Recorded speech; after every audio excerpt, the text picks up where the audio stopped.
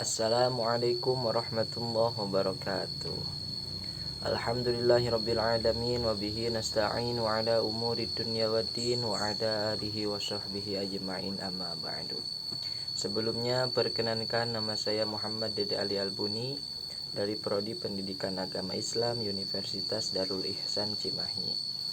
Video ini saya buat untuk memenuhi salah satu tugas mata kuliah ilmu kalam, yang mana dari tugas ilmu kalam ini saya mengambil tema tentang Ahlus Sunnah wal Jamaah.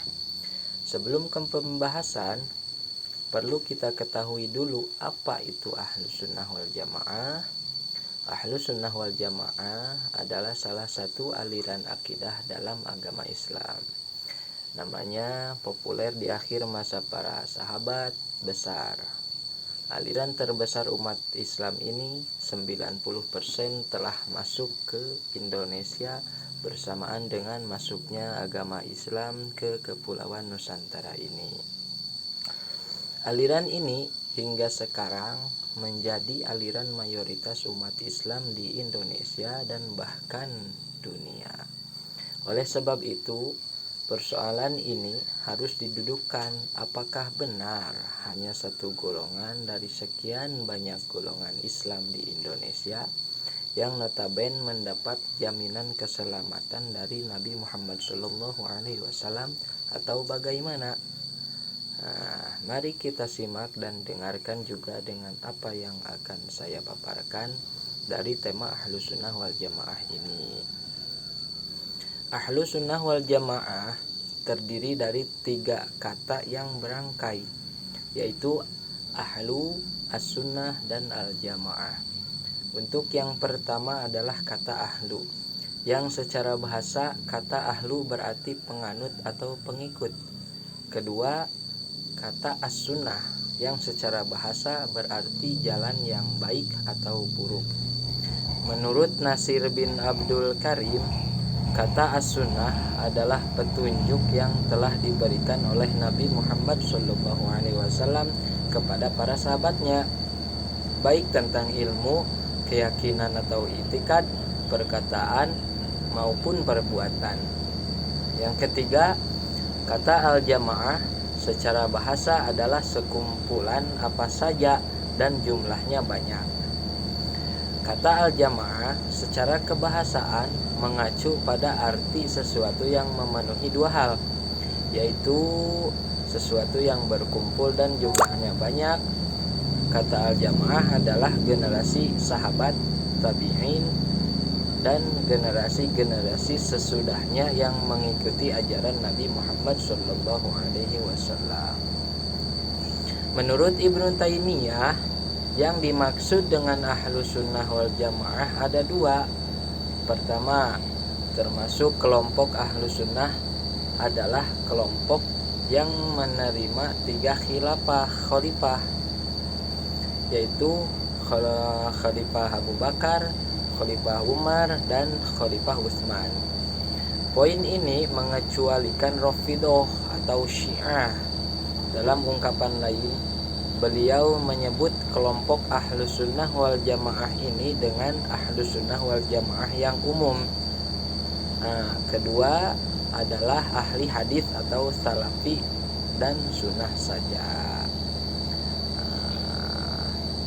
Lahirnya Ahlus Sunnah wal Jamaah memang masih menjadi perdebatan para ahli.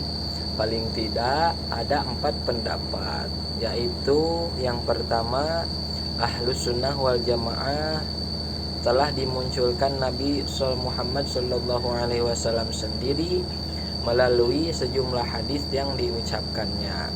Yang kedua, akhir periode sahabat. Setelah berlakunya fitrah kubro, berlakunya fitnah kubro, fitnah kubro ini ialah peperangan Siffin antara Muawiyah dengan Ali bin Abi Thalib. Ahlus Sunnah mulai diperbincangkan dan dipopulerkan sebagai nama bagi kaum muslimin yang masih berpegang teguh dengan ajaran Islam yang murni dan tidak terpengaruh dengan ajaran-ajaran baru yang keluar dari jamaah.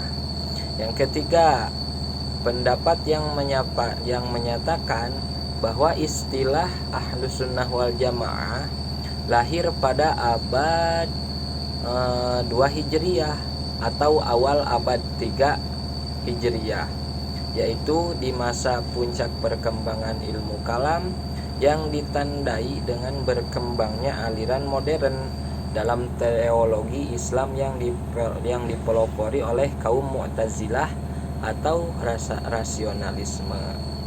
Dan yang terakhir atau yang keempat, pendapat yang diungkapkan oleh Harun Nasution bahwa nomenklatur Ahlus Sunnah wal Jamaah muncul sebagai reaksi terhadap paham-paham golongan Mu'tazilah yang tidak begitu banyak berpegang pada sunnah atau tradisi. Golongan Mu'tazilah ini menganjurkan kemerdekaan dan kebebasan manusia dalam berpikir. Ada juga pendapat yang menyatakan bahwa Ahlus Sunnah wal Jamaah adalah ajaran Islam yang diajarkan Nabi, kemudian dilanjutkan para sahabat dan tabi'in. Namun istilah Ahlus Sunnah wal Jamaah belum terdengar, apalagi populer pada waktu itu.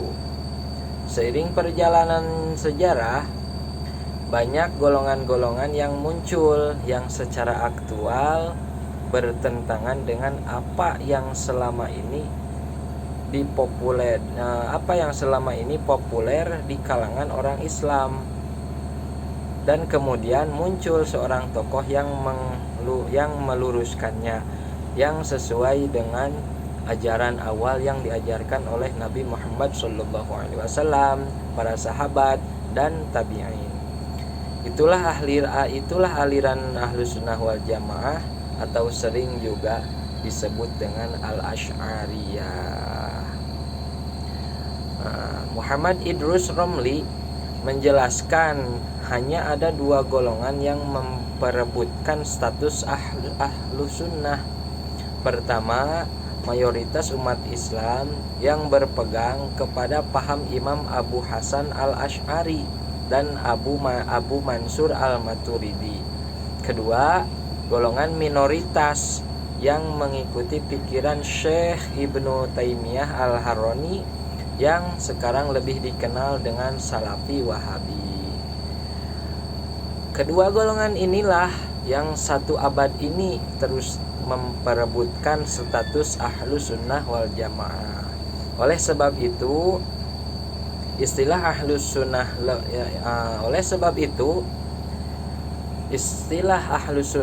lebih sesuai kepada golongan Al-Asy'ariyah dan Al-Maturidiyah. Sebaliknya, golongan ahli hadis atau Salafi Wahabi mengklaim hanya mereka saja yang Ahlus Sunnah. Dari pembahasan dengan apa yang saya sampaikan tadi, dapat disimpulkan bahwa klaim sepihak mengenai Ahlus Sunnah sangat tidak tepat dan bahkan salah. Bahwa Ahlus Sunnah itu adalah golongan yang menjadikan Al-Quran dan As-Sunnah sebagai sumber ajaran Islam secara real, yang sekarang menjadikan As-Sunnah selain Al-Quran sebagai sumber hukum adalah 3 golongan di atas, yaitu Al-Asy'ariyah, Al-Maturidiyah, dan ahli hadis atau Salafi. Sejak awal Nabi Muhammad SAW sudah menjelaskan bahwa Ahlus Sunnah itu adalah Al-Asawad Al-Azham atau kelompok mayoritas, menafikan kelompok mayoritas dari golongan Al-Asy'ariyah dan Al-Maturidiyah sebagai kelompok Ahlus Sunnah sama saja dengan tidak mempercayai hadis Nabi Muhammad SAW. Mungkin dicukupkan sekian dengan apa yang saya dapat sampaikan tentang Ahlus Sunnah wal Jamaah tadi. Apabila ada kesalahan kata, itu merupakan kebodohan dari diri saya pribadi, karena kebenaran hanya ada pada Allah Subhanahu wa taala. Kurang lebihnya mohon maaf. Akhirul kalam. Wassalamualaikum warahmatullahi wabarakatuh.